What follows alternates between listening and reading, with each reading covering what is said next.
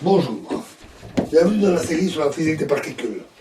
Alors, la règle des sommes de Cabibbo-Radicati est obtenue en appliquant la relation précédente, la dernière relation que nous avions vue dans la vidéo précédente, au courant de vecteur isospin VI plus 1, VI plus V1 plus I2 et V1 moins I2. En appliquant ça, et après pas mal de développement de calcul, on trouve la relation 2 fois D F 1V sur dq carré est égal à, en 0, est égal à F2V 0 divisé par 2m au carré plus 1 sur 2pi carré alpha fois l'intégrale de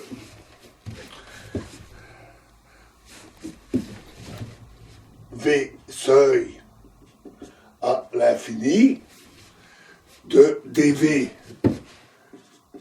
sur V fois 2 sigma 1 demi V moins 2 sigma moins sigma 3 demi V, où les notations F1V de Q carré ou F2V de Q carré sont les facteurs de forme isovectoriels qui sont pour des nucléons, c'est-à-dire tels que l'élément de matrice du courant électromagnétique s'écrit P2 J mu électromagnétique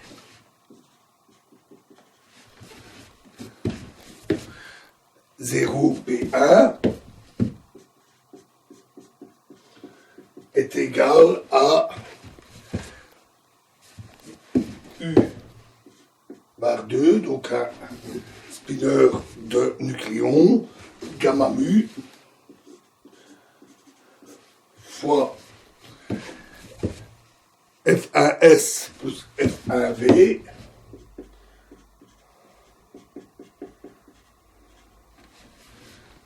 fois taux 3, matrice de Pauli, divisé par 2, plus I sigma mu nu sur 2m,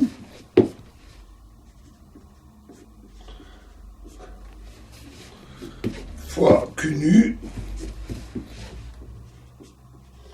fois F2S plus F2VT taux 3, divisé par 2, fois, fermez le crochet, fois U1.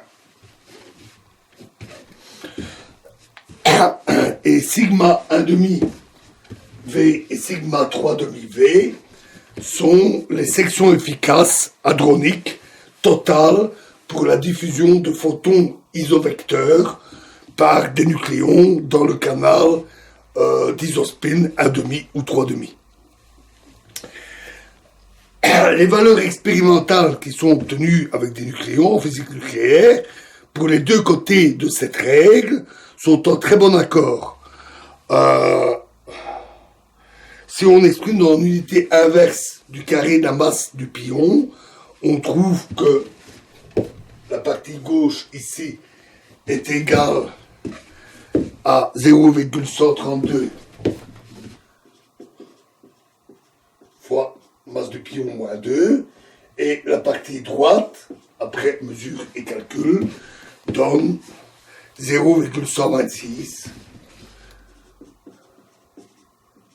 Masse du pion, moins 2. Donc en très bon accord. La section efficace inclusive,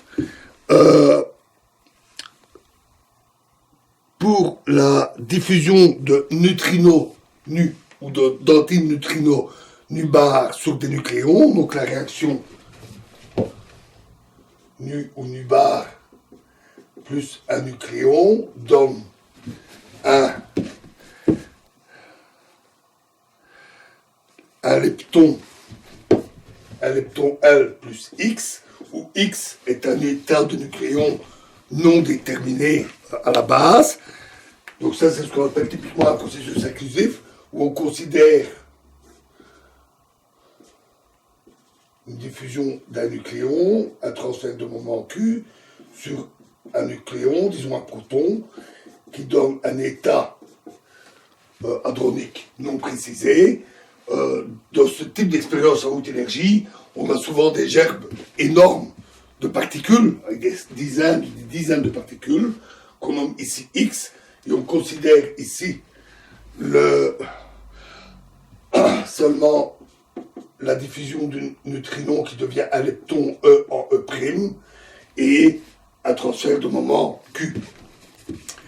Cette section efficace s'exprime avec les fonctions de structure W1, W2 et W3 qui apparaissaient dans l'expression de W mu.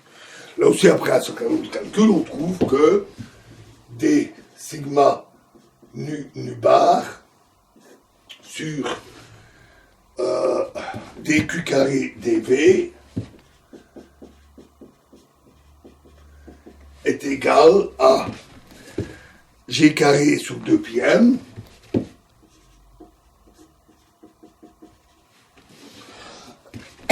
fois E1, E' pardon, sur E fois 2W1 nu bar fois sinus carré θ demi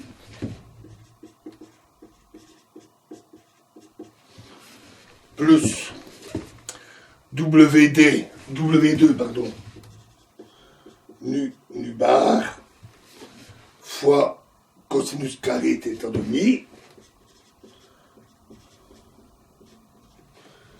plus moins ou plus, selon que c'est un neutrino ou un antineutrino, W3 nu bar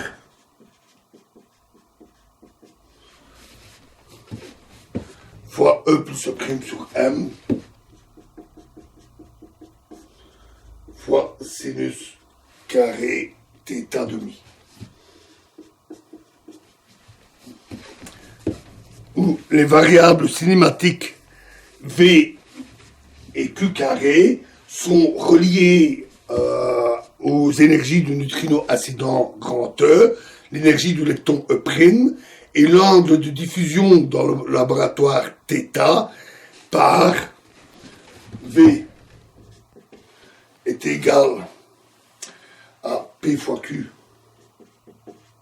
égale M fois E moins E'.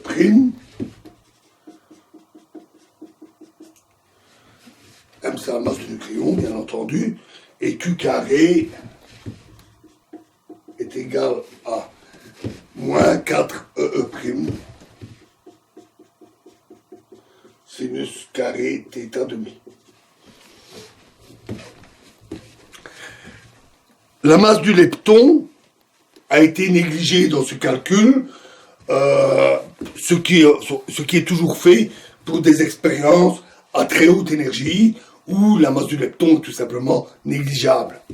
Cela explique la disparition, en fait, des termes W, des coefficients W4, 5 et 6.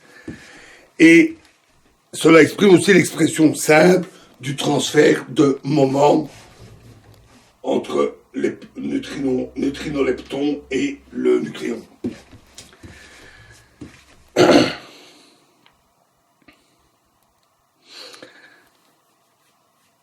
Alors, on reviendra en détail sur de tels processus. Nous verrons ça de plus près, comment on calcule tout ça.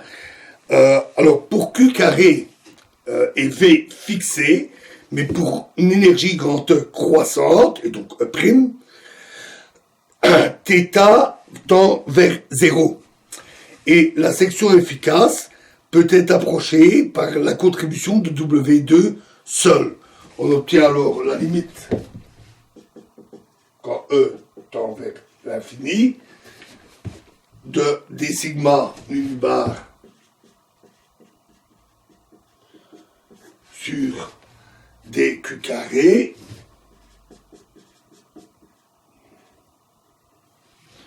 est égal à g carré sur 2πn fois l'intégrale de moins q carré demi à l'infini de dv w2 nu bar, bien sûr, de vq carré.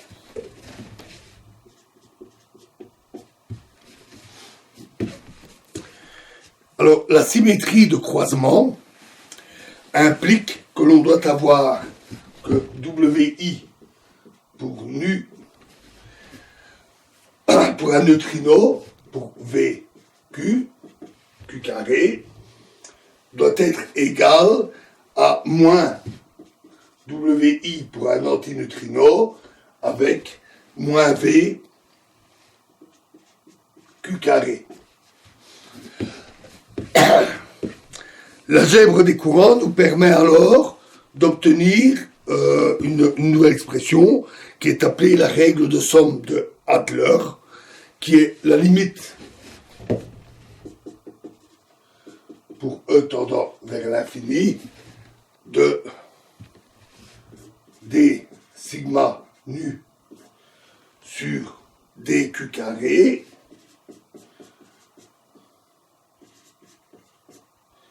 moins d sigma nu bar sur dq carré est égal à g carré sur pi fois 2t3 cosinus carré θ demi, cosinus carré θc plus t3 plus 3y demi fois sinus carré θc, où T3 c'est la troisième composante de l'isospin, Y c'est l'hypercharge sur la cible pour les nucléons, et θc est l'angle de Cabibot. Et ce résultat est bien confirmé par l'expérience.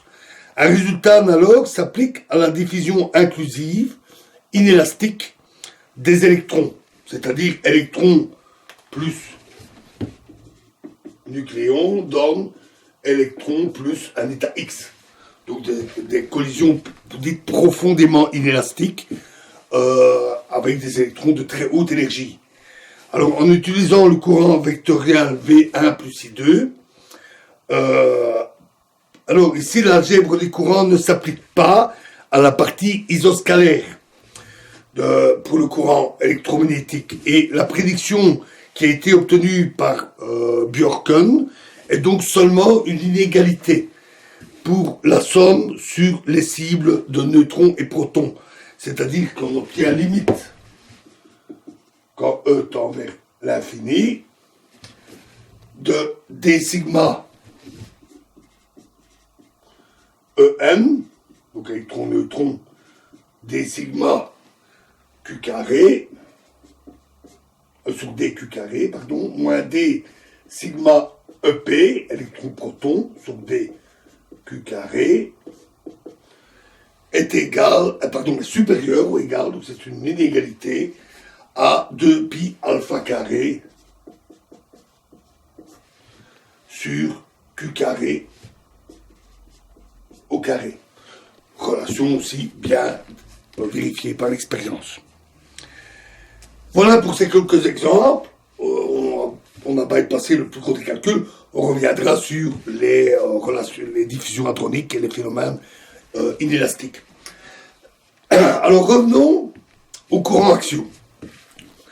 Une algèbre de Lie SU2 croix SU2 est générée par les règles de commutation des charges vectorielles et axiales. Si on suppose que les courants axiaux sont approximativement conservés, la symétrie qui en résulte est appelée symétrie chirale. Elle est implémentée dans les modes de Goldstone avec les pions comme particules sans masse. Bien sûr qu'ils ont une masse, mais on négligeait en première approximation.